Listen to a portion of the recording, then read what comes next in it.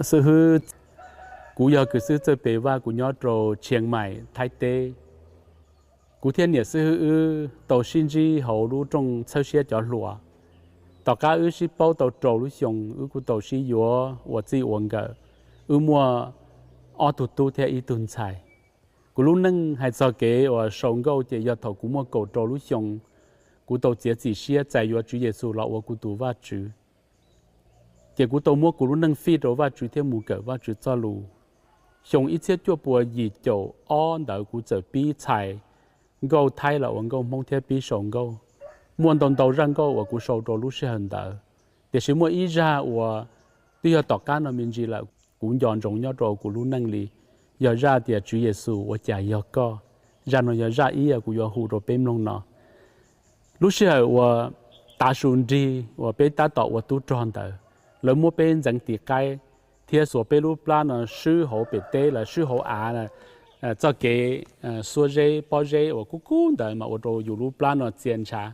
mà cú xã thì ở nhà bây giờ chọn nhẹ ở luôn tí lúc xưa đời cú bỏ cho Chúa Giêsu cho cái lúc sống đồng khâu ly mà cú xã thì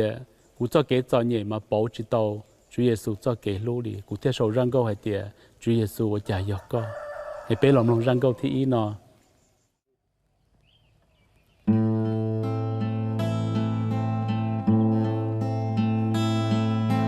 Chúa Giêsu, Chúa Giêsu, Chúa Giêsu, Chúa Giêsu. Cú alu khó mua bỏ có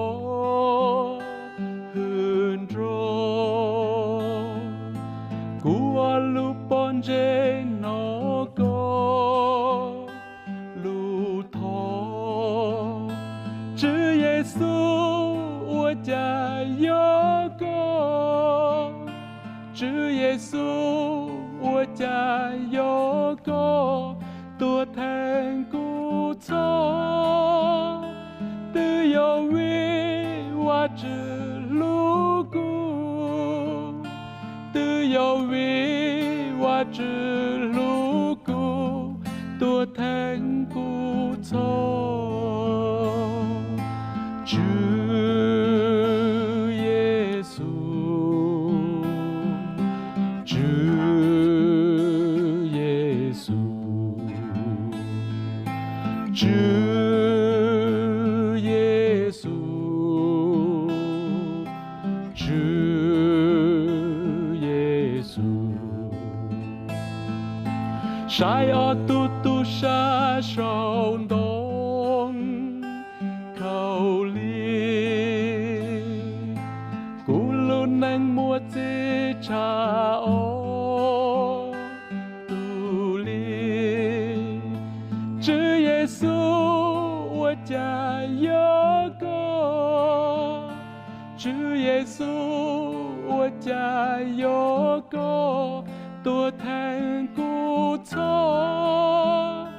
tư yo vi wa chữ lu cu tư yo vi wa chữ lu cu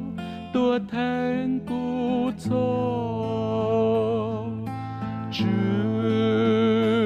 Giêsu, Chúa Giêsu, Chúa Giêsu, Chúa Giêsu, Chúa